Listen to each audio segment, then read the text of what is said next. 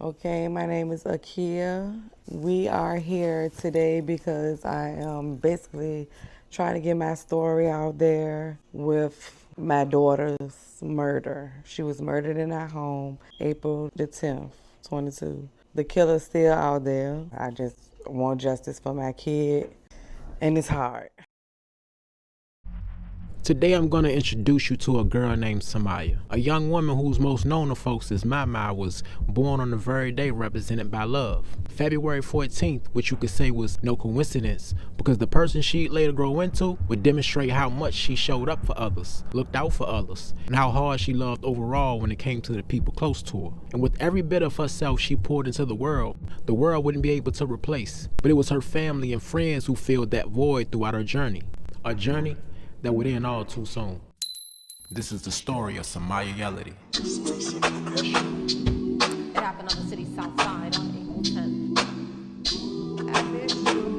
I love you so much, from Maya. I believe one life lost is too many. All day, every day, forever your world, pretty girl. On February 14th, 2005, Samiyah Yellardy would grace the world with her presence. Her mother being Akiya Pernell and father was Samiyah Yellardy. Akiya would become a mother by the age of 14 in the year 2001, pushing her to grow up faster than most, but always made the best out of her situations. I went to foster care, so that was the roughest time for me. My time spent in foster care with other people's family because I went to 7 homes and a shelter, so that was my roughest time coming up. The father that raised me till I went to foster care left, so he really didn't have a say-so. It was my mom.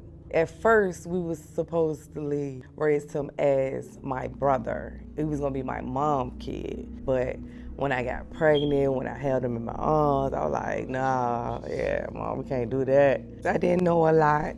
I was so young, jumping out there early, and I thought I knew, but I didn't know. Regardless of what, I'm determined to have what I need for me and my kids. They would all be living around Midlothian Village, aka the Ville, with Akiya having her own apartment and Somaya lived with his mother, who also had an apartment not too far from hers. A small section of apartments off of Midlothian Turnpike, located on the south side. It can remind you of those high-rise project buildings in New York, just not as tall. But its outside appearance wasn't the only similarities, because this place had a grim history dating back to the 70s. Heinous crimes, countless house fires, murders, and weird incidents that would have even detectives scratching their heads. But as we know, living in areas like those are never a choice. Matter of fact, it could sometimes be the only choice you have far as keeping a roof over your family's heads. And that's exactly what Akiya would do, by any means necessary. Now down the line while living here, Samaya's parents went through rough patches that would eventually lead to them ending their relationship with one another. But that alone wouldn't stop her father Somaya from staying close to home. No matter what, he stayed locked in with his family, physically, emotionally, and financially. For the first few years of Samaya's life, he purchased new clothes on a daily, new shoes weekly, got to the point where she didn't have to wear anything twice. Somaya would come home, give his daughter a bath, and take her outside to play. It became a routine. And he would then take Somaya back to her mother's after their daddy-daughter time together. So what someone would call a broken home, Samaya's undying love for his daughter would ensure that home stayed happy. It's the following year, in 2006, Akiya along with Somaya and her son would leave Midlothian Village and move to Forest Brook Apartments off of Warwick Road. By then she had already met someone new and was now pregnant with their 3rd child. So after another year breezes by to 2007, she gave birth to a newborn baby girl named Trayana and called her Yanni for short. All together would spend the next 3 to 4 years of their lives here, an area that saw its own levels of violence and crime, but nothing compared to the place they had just left. But so far, growing up in South Richmond, Virginia, Somaya had a pretty good life. Both parents were hands-on, so her experience was no more or less different than your average black kid coming up during that time. She was growing into a real people's person, the kind of child you meet one day, and by the end of your time together, she'd be telling you to be safe, or I love you, well-mannered, respectful, and a real daddy's girl. You couldn't tell her that the man holding the title was dad wasn't a superhero in her eyes. He was the best father. He was the best father in the world. Like anything she needed, he was like that with me as well. We didn't have to ask for what we wanted or needed. It was there.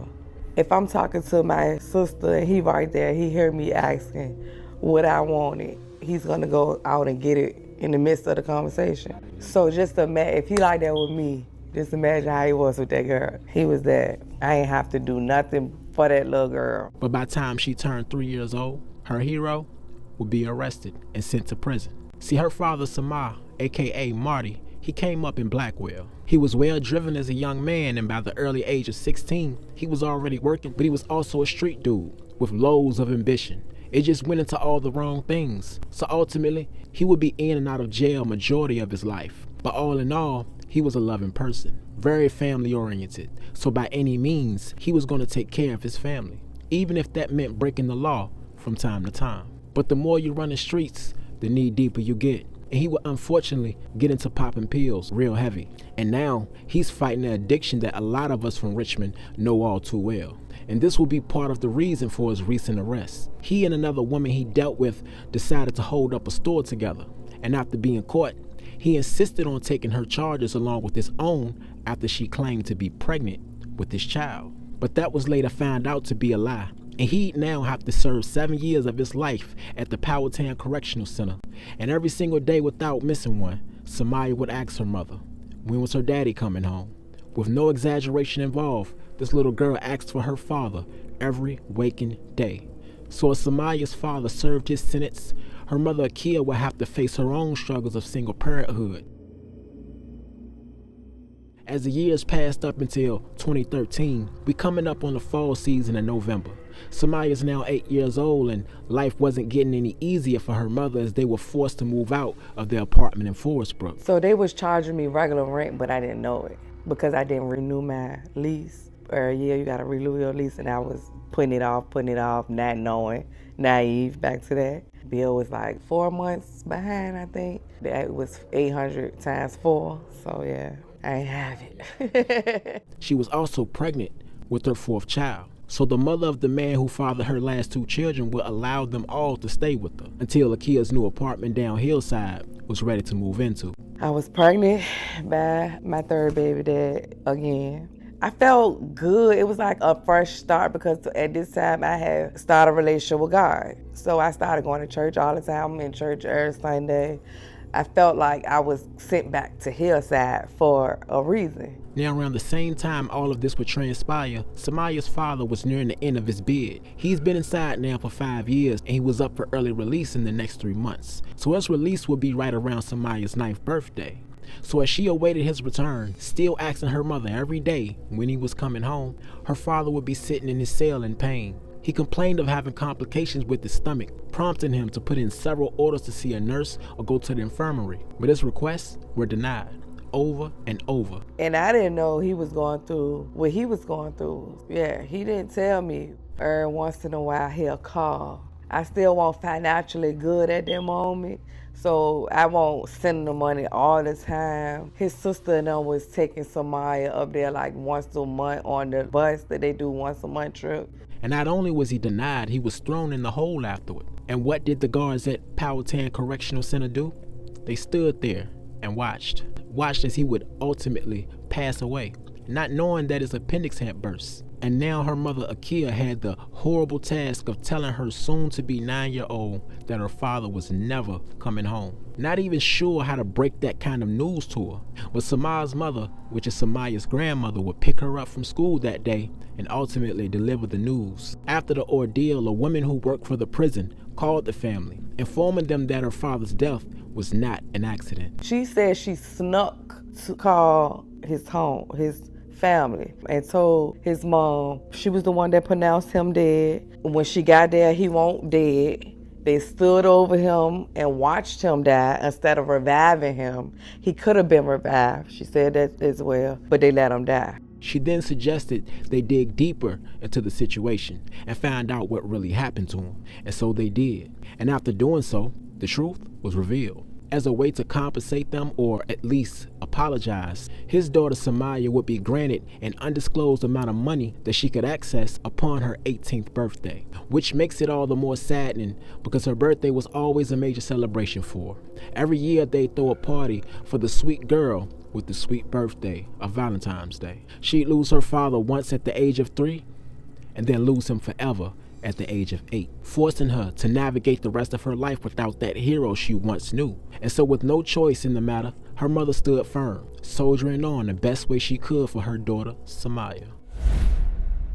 By the end of the year, Akiya and her kids would move into a new apartment in the Hillside housing projects. Upon leaving Forest Brook, they couldn't take much with them, so they would have to start over from scratch. Because mind you, I grew up there as a kid as well, so it felt like I'm trying to change my lifestyle, I'm changing my mindset. So maybe I'm here to, save the people. I'm thinking like I want to work with the kids, trying to go to the rent office and see if I could bring back the recreation Boys and Girls Club like we used to do back in the day. I thought that's why I was here.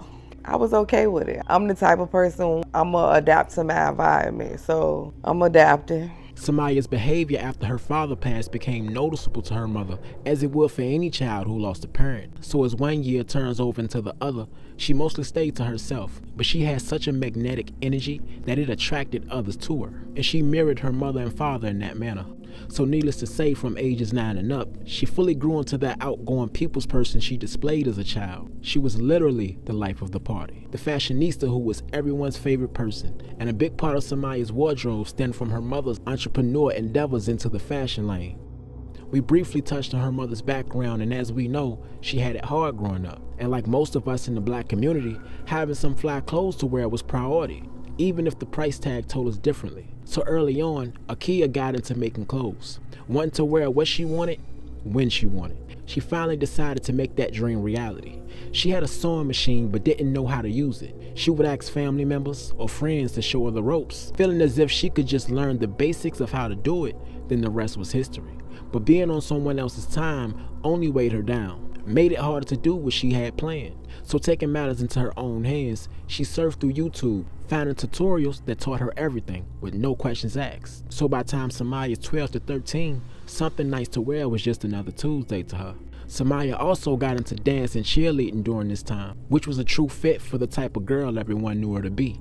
But while life seemed to take a stride on the way to happiness and success, tragedy would strike the family once more. Akiya's mother would pass away due to congestive heart failure, so she would essentially have to bear the same pain as her daughter when she lost her dad just a few years prior. But just as Akiya was there for Somaya, Somaya was there for her mother as well. They would grieve, pay their respects, and move on through life as Akiya's mother would intend. So while living in Hillside for the next year or so, Akiya would rebuild her family, pushing through all the grief, the heartache, the loss, reviving what once was, having all the intentions on entering a new chapter in their life.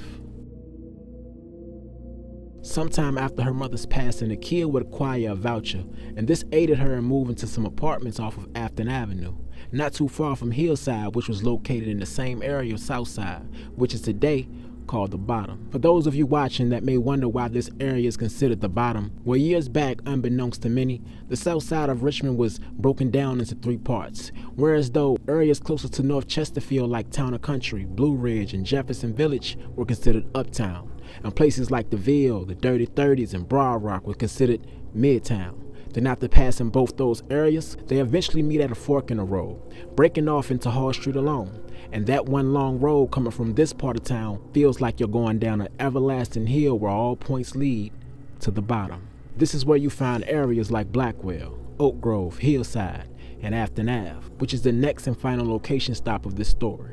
Upon moving to their new home, they didn't know anyone in the neighborhood aside from their next door neighbor, who previously lived in Hillside the same as them. Somaya was in her puberty stages, being 12 years old at the time, and just as before, her magnetic energy ensured they would know most of the neighborhood before the year came to an end. So life goes on. Somaya would spend the most important years of her life here, building bonds with new people, getting into relationships, and experiencing her first real heartbreak.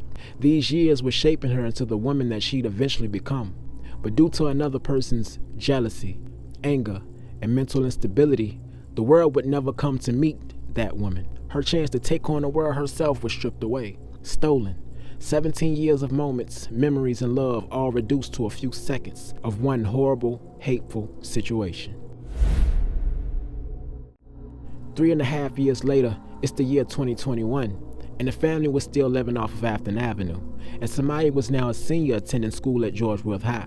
It's the beginning of fall, so a new school year had just started in the month of September. One day, while her mother Akiya spent time with a friend of hers, her friend would refer her to a guy that she herself had grown up with named Mac, saying she needed a good guy in her life, someone different, and so she gave Akiya his Facebook handle. I went through a lot with my baby father and the previous boyfriend, and I was single for a year and a half before I started. Shot him a text, and we was texting from that moment on. And ever since that first message was sent, a day didn't go by without the two talking with one another. Now Mac, he still dealt with his son's mother, who he had long planned to leave alone. So for the moment, their relationship would be totally platonic. As time goes on, these everyday conversations would help build an unbreakable bond, a bond that would also set off an extreme chain of events. Moving on to the month of October, their platonic relationship is grown on them both, and the time spent getting to know one another online would lead to Mac picking up Akiya for the first time. We started meeting up. From the first pickup, he was picking me up every day. He did tell me he had a situation that he's trying to get out of. He was saying he was unhappy, he didn't want to be with her. We moved on, we moved forward. Once we start spending the nights together, he kind of like got out this situation altogether. So I didn't know what he told her. I did hear him say, I'm gonna make sure you good, but I just don't want to be in a relationship with you. You already know we've been going through this. I guess she didn't want to let go of that situation. Now in the midst of everything, her daughter Samaya is living life as any regular 17-year-old girl. She would follow her mother's entrepreneurial footsteps as a fashionista, having aspirations on creating her own line of eyelashes, calling it Demise, which was a play off the words them and eyes, along with her own nickname, Mama. She was also her mother's sole model, being the first to show off all Akiya's new releases. So by default, Samaya would be one of the best dressed around her neighborhood and at school. Now by the end of October, Akiya would start working for a company she was previously employed by called True Heart Transportation. Then comes a few days later, the first week of November, and Mac would finally break things off with his son's mother. As you can imagine with anyone in this situation, his son's mother wouldn't take this news well at all. Now for the sake of third parties involved in this story, I won't be using real names due to risk of defamation lawsuits against myself or the channel. So for now, we'll call his son's mother Tasha. But if you know, you know.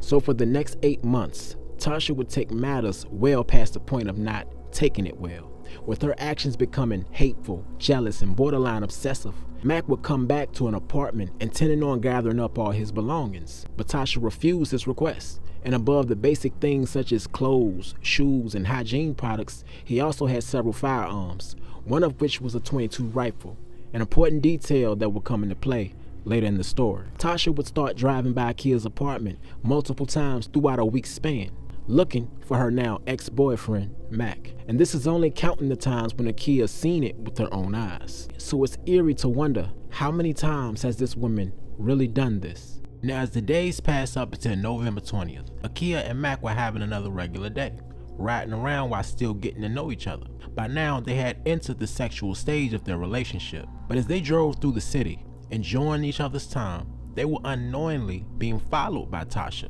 who decided to drive her friend's car opposed to her own so not to be noticed by Akiya or Mac. This was also the moment that Tasha finds out that Akiya and Mac were even talking, which enraged her even more. Upon reaching the Four Seasons Hotel off of Laburnum Avenue, Tasha chose this moment to confront the two.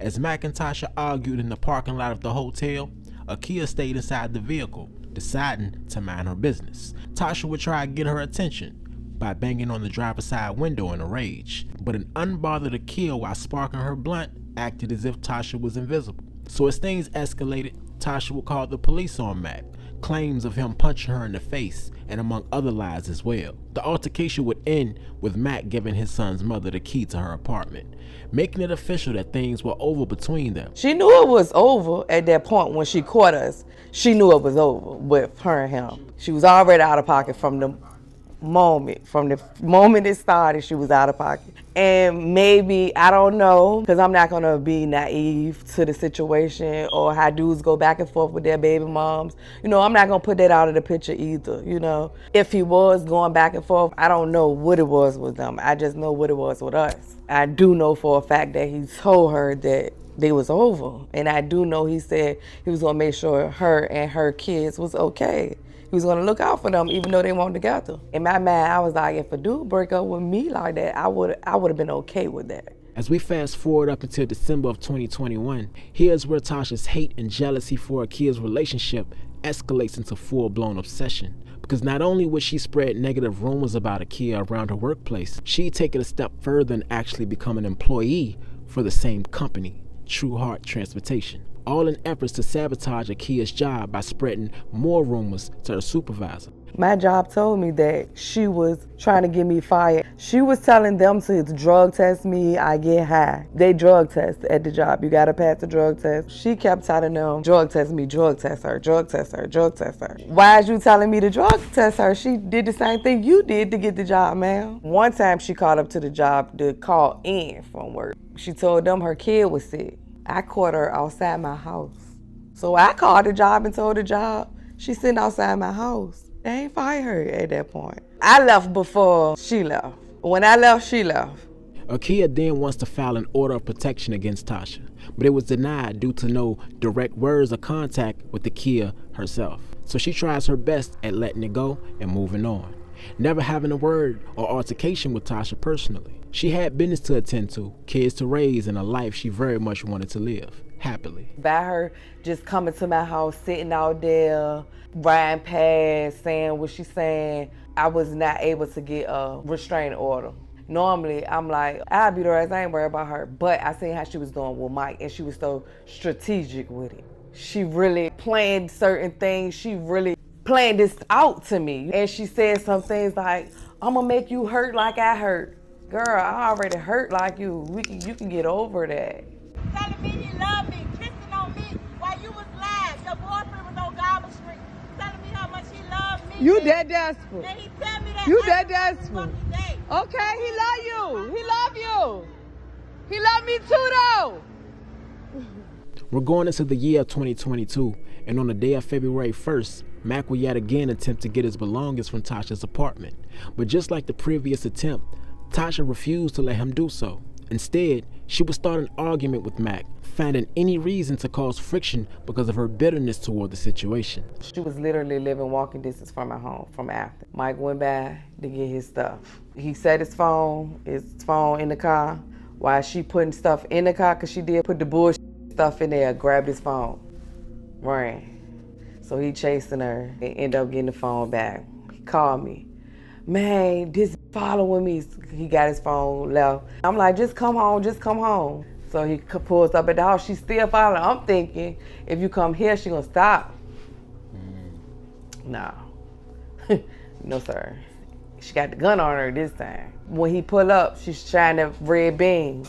So that's how I knew she had the gun too. They'd noticed Tasha's car as it slow crept by the apartment, which prompted Mac to rush out and confront her. Upon him reaching the driver's side door, Tasha hits the gas as if she were attempting to drive off.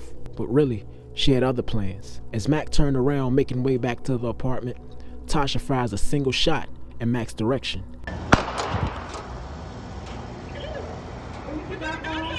Yeah. Let me see my phone, cause now you shoot. Now I got him. He wasn't hit, but the bullet would pierce the exterior wall of Akiya's apartment. That's that one shot that made it. It's rusty now. But yeah, that was since February the 1st.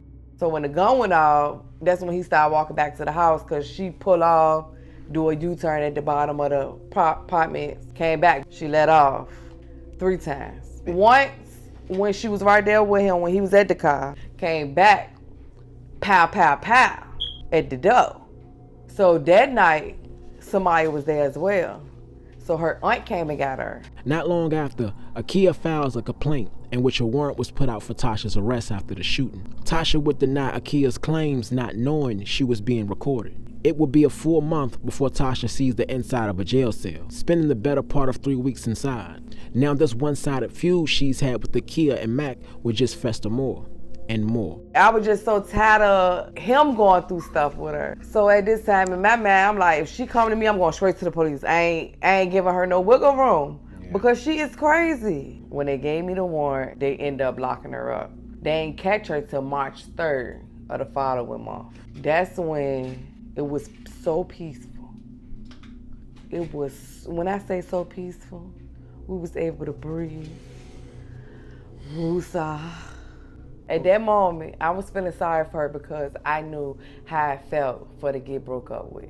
For a man to leave me at your lowest or whatever, even if it won't your lowest. I know what that pain, the stuff that she reacted on and actually did, I thought about it. Ooh, I should send the police over. Ooh, I should. She did that stuff. I felt her hurt. I've been there before, but you gotta boss up. That's the only thing she didn't do.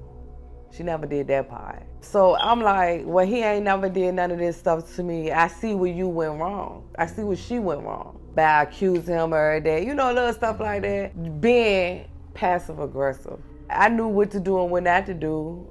I learned from my previous relationships as well. Not long after her 20-day stay, she allegedly asked certain individuals to possibly go inside Akiya's home, with intentions on scaring the family or making any feeble attempt to antagonize Akiya, continuing to spread more outlandish lies that passed the point of dangerous and ridiculous, calling the rent office of her complex, saying Akiya and Mac were big drug dealers that scared everyone in the neighborhood.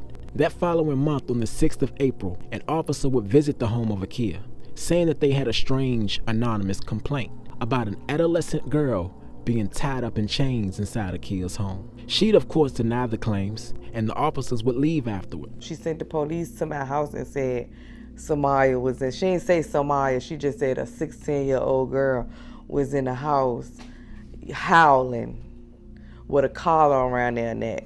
So that was weird. And the police that came to the house even said strange call. Looked at each other. We all said her name at the same time. The police left, they ain't do nothing. They just was like, it was strange. We said it was strange. We thought it was her. Ain't no way we could prove it once again. That following day of April 7th, Akiya's out shopping at a local beauty supply store, grabbing a few last minute things before she leaves out of town for New Orleans, a trip she and Mac had planned for his birthday, which was April 10th. Now by chance, Tasha finds herself in the same store, and they would bump into each other. We can't confirm if this was another orchestrated effort or just a genuine coincidence, but after exiting the store, her vindictive vendetta with the woman of her son's father was worse than ever. I ended up seeing her in the hair store, in the beauty supply store. It was it was just so spooky. So this was the FaceTime. I'm on FaceTime talking. I'm getting ready, getting my little lashes, getting my little earrings, ready for the trip. We lock eyes. It was just this evilness in her. I just seen it. It was just so, if she could have killed me with her eyes, I would have been dead in the beauty supply store. And it was like, when we lock eyes, it was like, that's it. And then I end up, let me just go. So she left out the store before me. So when I left out the store, I did a U-turn to go back down to Afton. Mind you, she lived that way too. So by the time I did my U-turn, she was behind me. So she following me at this point. I'm on the phone like, girl, she following me. She was like, let her get in front of you. I slow up and let her get in front of me. Then she turned off and went to her street. I kept straight and going home. So I was like, all right, so she left. I was like, all right, she let me live. But that's when she went to press charges and said, I shot at her. As an effort to get her lick back, she'd make a similar call to police that Akiya had made 2 months before, which would claim Akiya fired shots at her after following her home. A bold claim, but an untruthful one also. Officers soon after would put Akiya in cuffs and hauled off to jail. But she was released the following day of April 8th after proving that Tasha lied about the whole ordeal. My FaceTime call was my proof. So I'm like, oh, so I'm John Wick at this moment because I got the phone in my hand, FaceTime, driving, and shoot. Oh, I'm a beast. So Akiya and Mac, trying to ignore and avoid the drama, would pack up the rest of their things and leave for New Orleans later that night. We left. We was excited because we made it through the airport. We ain't had warrants. We was able to go. We felt free. Like, whew, we made it, y'all. So when we got there, we turning up, we chilling. We thought we made it. We thought we were okay till the lady said, the messages through Instagram. That was weird. That same picture where I'm in the bathroom recording, the lady was inboxing me, texting me, DMing me. It's weird to me because I was talking back to her and it was like, why did you even pay her some, saying things such as, she wants to hurt you and your baby too much. Now, there are more than enough folks who refuse to believe in spiritual callings, palm readings, basically anything in the realm of being psychic. And not for nothing, who's to say this wasn't some random troll? Or maybe this was someone who knew exactly what they were about to do to you. Or lastly, what if this really were a person with psychic abilities? Because these very messages were sent merely 2 hours before her daughter Somaya would come face to face with several men that she didn't know. She calling, she won't stop calling, and she was calling nonstop. The lady won't lie. Everything she was saying, then she was like, her name started with a T. She's trying to hurt your baby. She want to hurt your baby. I showed Mike, literally, his exact words, well, we out here now. Ain't shit she can do. I'm like, you right. So we going on about our business. Continue our night. When they got us something to eat, wind down, went back to the Airbnb, falling asleep. Now, while her mom was off enjoying herself, her daughter Somaya would be home with Akiya's sister, who also lived with them. But on this night, Somaya had some plans of her own. There was a party being held at a hotel, and she would be in attendance with a few of her friends. Before leaving their apartment, Somaya and her friend were downstairs recording videos for TikTok. Now standing close to the kitchen window, they caused the Ring camera to go off, which alerted her mother, Akiya, who checked the camera from her end of the cell phone. Trying to fall asleep, the Ring camera went off. I looked the first time, it was Mama dancing in front of it, her and her friend doing TikTok. So I'm like, what you doing, girl? She was like, Mom, you like my fit? I'm like, I didn't really like her fit. I was surprised she wore that. So I'm like, yeah, it's all right. I'm like, have fun, girl. Because I ain't like what she wore. I was like, why you wear that? She's like, you don't like it. I'm like, it's all right, girl. So they continued doing their little TikToks. I went off there. I ain't go back on there. I went to sleep. But this moment would be all the more saddening for Akiya, as this would be the last time she had a conversation with her second-born baby girl. So later in the night, after partying all night, enjoying herself like teenagers do, she called an Uber to pick her up. It was well past midnight when she got back to Afton, and by the time she got up to the door, she noticed her cell phone was missing. She sat on the porch, crying about it, prompting her aunt Tasha, Akiya's sister, to come outside. Trying to cheer her up, she offered to roll up together. But not long after, the Uber driver would bring back the phone after Somaya left it in the back seat. They made their way inside and her aunt continued to get ready for her trip to ATL, which wouldn't be much of a problem with Somaya being 17 years old at the time. She was more than comfortable with being home alone. So Somaya, tired from her night of fun, she relaxed inside her bed. While on the phone with a few friends, she recorded a video telling them about their night, what happened and how things had gone, and posted it online shortly after. You're not finna play me, and I'm from your side, so whatever you want, I'm on. You got me f***ed up. But all while doing this, she had no idea there were 3 masked men outside her apartment, ready to breach her home. One of the intruders shattered the window, making his way inside. Somaya's aunt, who's still in the bathroom, just finishing styling her hair. So upon hearing this shattered glass, Somaya initially thought it was the large mirror that stood in their living room. Now wanting to investigate a little more, she made her way toward the stairway. After the first intruder lets himself in, he opens the door for 2 of his guys, not knowing the 3 men were already inside. But it wasn't until Somaya came midway down the steps that she comes face to face with the masked man in all black. Then without any hesitation, questions, he then shot Somaya through the chest. By the time he came in, pow, get on the ground. That's what they did. That was it. That was the deadly bullet right there. My sister was in the bathroom doing her hair. That's another thing they keep saying, she was ready to take a shower. She was taking a shower. She wasn't taking a shower. Had she would have been taking a shower, she would have been dead too. One shot, that was it. That one shot was from the bottom of the steps, going up diagonal. The same bullet that killed my baby would have killed her. As soon as you step out her door of her room, you right there at the top of the steps. So she just stepped out her door of her room. Bam, shot. Everybody get on the ground. She begged to get that room. That wasn't even her room at first. That was their room and they barely was there. So she falling down the steps, he going up the steps. My sister did, that's when she got in the shower and tried to hide.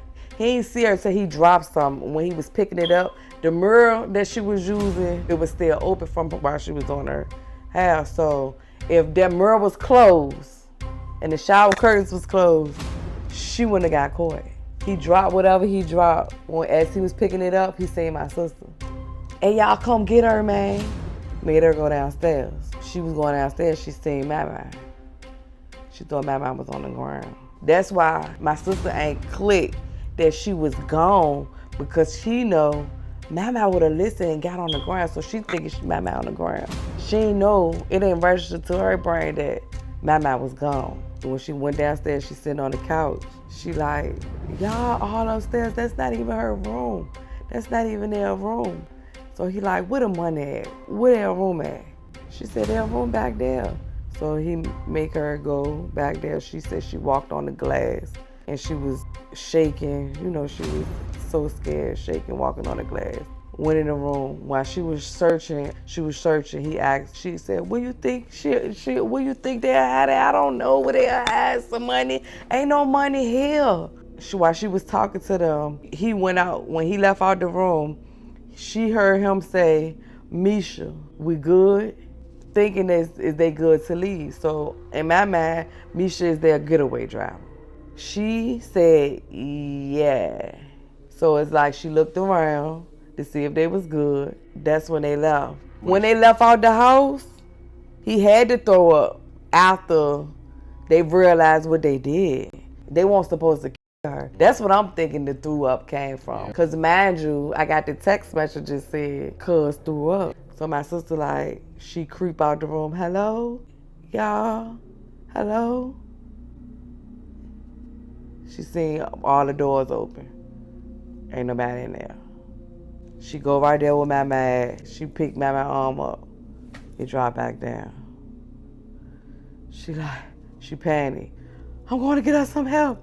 I'm going to get us some help. She ain't know Alexa could call the ambulance. She ain't have her phone. She thought the killers took her phone.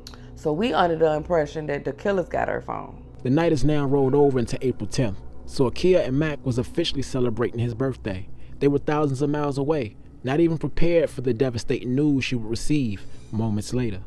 She ended up going down Hillside. She went to that friend house because she knows she was up at that time of night. She get up late, she be up all night.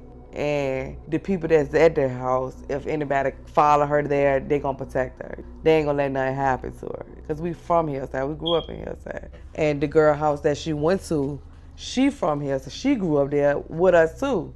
You know, so we like family, we call each other cousins. That's who she went to first. She did try to knock on next door neighbor and the people beside them. They didn't answer the door. The two neighbors didn't answer the door. And then she was thinking, well, maybe they might come back and try to finish me off. I gotta get from out. I gotta get from here. Because I know these people down here, they gonna protect me. I know they probably got their gun. They up. They got their phone. My phone rang, but it was a Facebook call. And it was Quanya, our friend down here side. I answered the phone. It was my sister.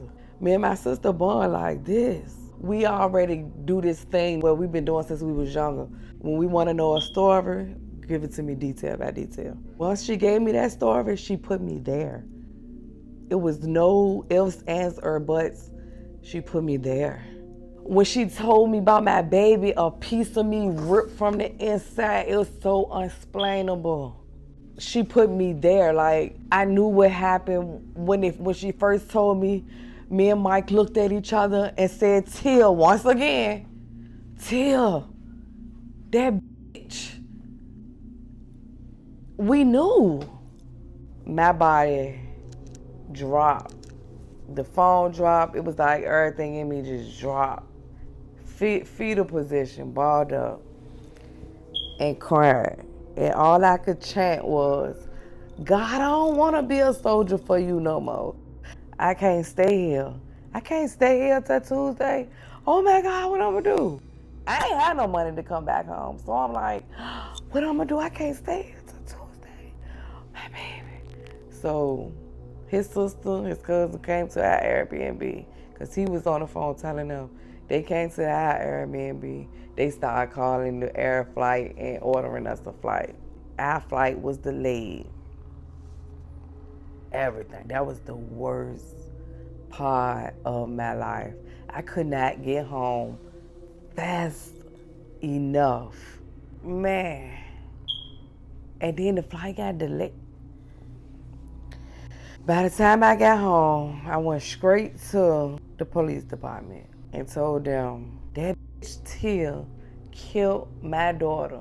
I said, I know she on house arrest. She ain't do it herself. She got her oldest 2 kids and or their friends, and they went in my house and they did that. I don't care what y'all say, y'all gonna have to prove to me that she ain't do this, cause she did it. And I left. Went home. Everybody outside, the China 12, China 6, everybody but 8, and that's why I f***ed with 8. They the only ones that won't down on me about it. Like, let me breathe, let me get this together now. My girl gone. Went to her room, broke down. A friend of mine told me, calm down, cause they gonna go off your energy. When he said that, that put me in mind. That got me together. I remember what I prayed for. I jumped up, I wiped my tears, and I went down and greeted everybody. It was like when I jumped up, wiped my tears, it was like I was in the spirit. I was in the spirit.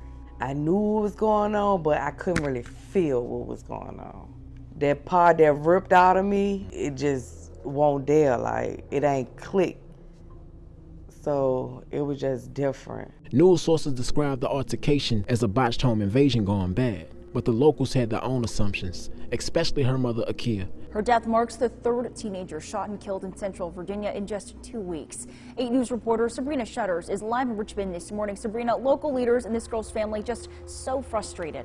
Yeah, Delaney, well, that young girl's mom is calling her daughter's death a total senseless act of violence. No one has been arrested in connection with this shooting, and Yellardy's mother says her teenage daughter will have a homegoing service in the next coming days. For now, live in Richmond, Sabrina Shutters, 8 News. On the day of April 20th, 10 days after Samaya's passing, the community would show up and support the family of Samiyah Yellardy. I remember saying, I just want to have fun. I kept saying that. And people probably look at me weird, and they're saying, I set my baby up and this stuff. But I didn't want to feel down. I was numb. I just wanted to have fun. I didn't want to feel, I was running. I would say I was running from feeling down and depressed. I have battles with depression too much. So I did not want to feel that. I still to this day do not want to feel that depression, that deep depression. I just don't. I don't. And that's why I'm able to rely on God as much and as strong as I am and do, because that's the only way that I'm able to feel wusa, peace. And the world can't take that from me. They later gathered at United Nations Church on the south side of Richmond for the funeral. Inside a crowded room of family, friends, and community members will remember Somaya as someone who made everyone smile. They were calling for the end to violence, with young teenagers across the city losing their lives becoming the new norm. It's time for healing. It is important that we stand up and fight and use our voices. This is just the beginning. Stop the killing! Stop the killing! Save our children! Save our children! Save our children!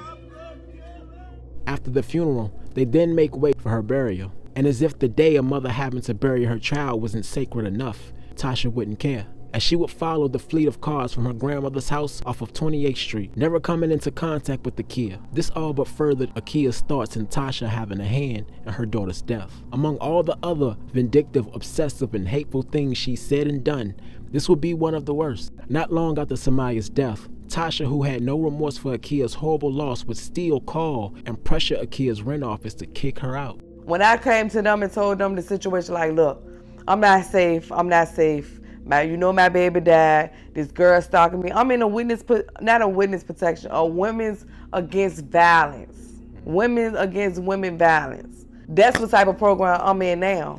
So if she was to find out where I live at right now, they got to move me within 72 hours. When I went to them and told them what I was going through, She was like, Miss Pernell, I wish you would have been came to us. We could have been moved you. This girl been calling us trying to get you put out and had an earful for me. Just was telling me everything. From the time she got out, it was 14 days, literally, before my child died. And every day she called them with a new, except for the weekend. This how good of a stalker she is, because in the midst of that stuff, we was getting a different rent office. They was transferring from Hillside. Yeah. So Hillside was no longer a part of Afton. She knew who my rent office people was before me.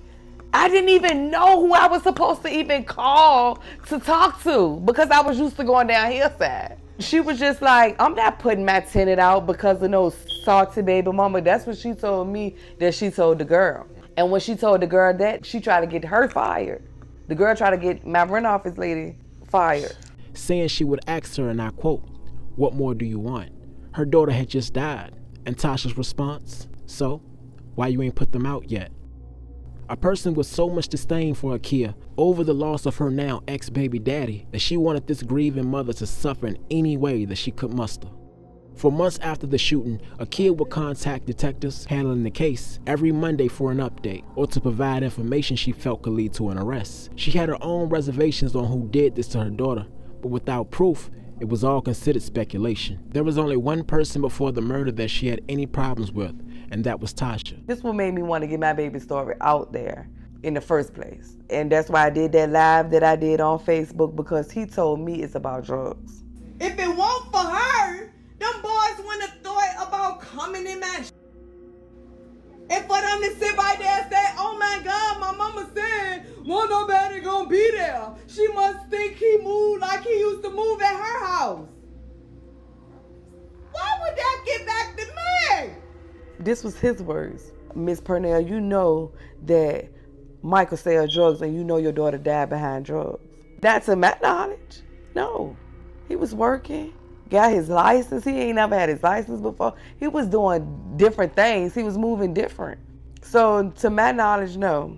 That's why it was so weird, because I don't sell drugs. Had they would have did this situation the proper way, they would have figured it out. Because if we want to get deeper and technical, it was deaths that happened after my baby, because they still had the gun.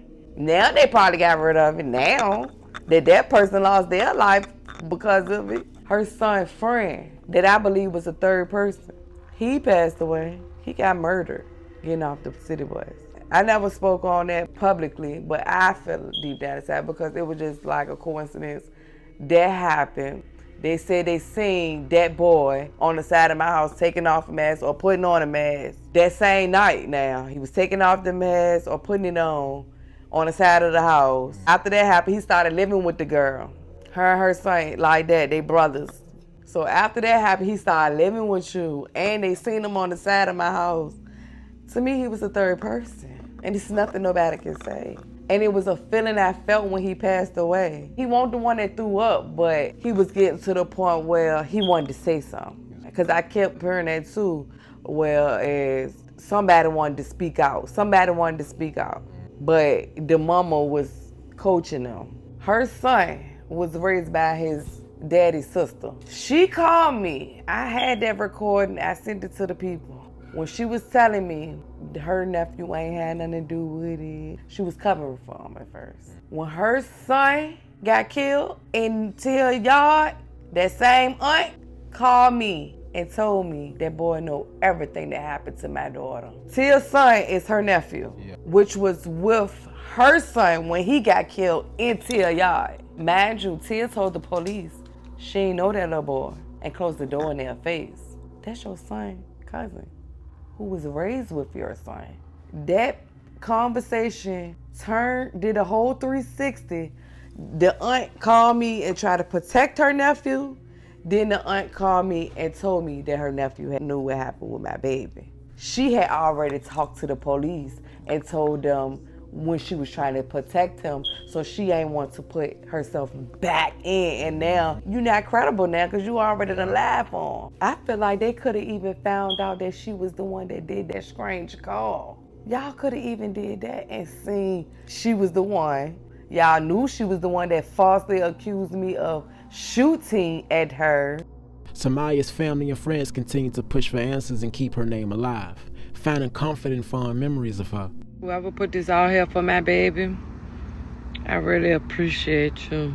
Because my baby ain't got her tombstone yet. And I love it. Thank you. She's so beautiful. I miss her so much. An artist from the community created a memorial bench in her name, painted bright purple, and it was located on the corner of Afton Avenue, placed there shortly after Somaya was killed. With many people paying their respects with flowers, candles, and cards. But just 2 years later, Somaya's memory was stolen from the corner of her old neighborhood, causing even more heartbreak for her family and loved ones. Akiya reaches out to both the police and local news outlets and wanted answers. It was 2 flags. One got taken that day when she was there. Just so happened the next day, my baby flag was gone. I post and said, if anybody's seen my baby flag, please put it back. That's when she ended up going live and she ended up speaking on me.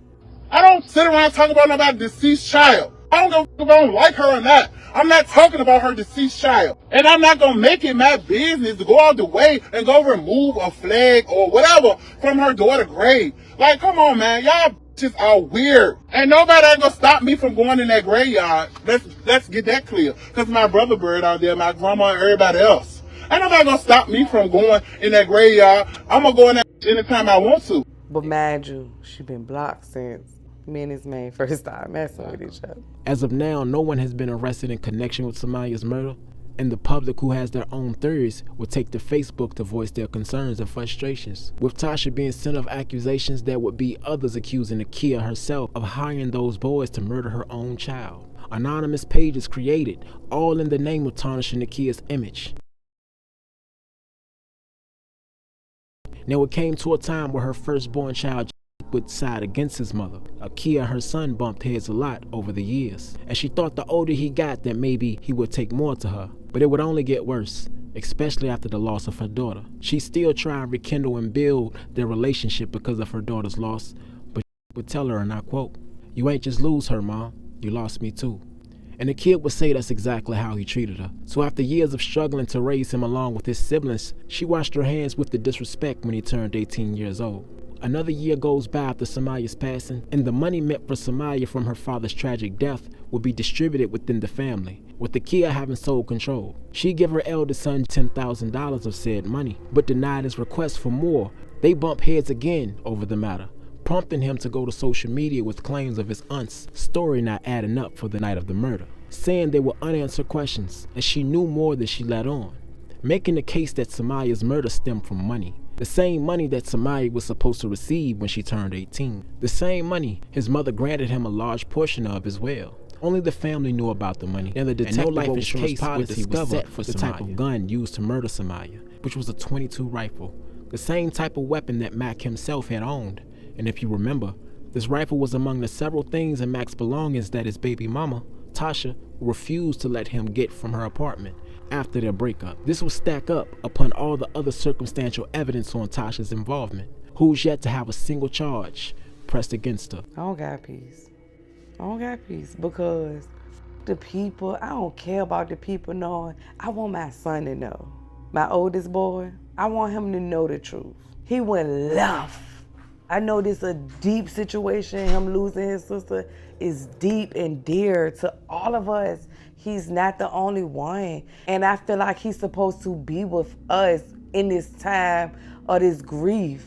And he's so far away from it because of what he allowing himself to believe or think. But I know for a fact with my soul, if God could take me right now, if I said any other, I try to take the girl out the situation. If I take her out the situation, it's no other way. It's nobody that I could think of that would want something like this to happen or say it's nothing. If she ain't do it, and like I said, they would have to prove to me that she ain't do it because all this stuff happened and I went through so much with females, fighting females, popping up with Mind you, I said I would want to do those things. She just literally did those things.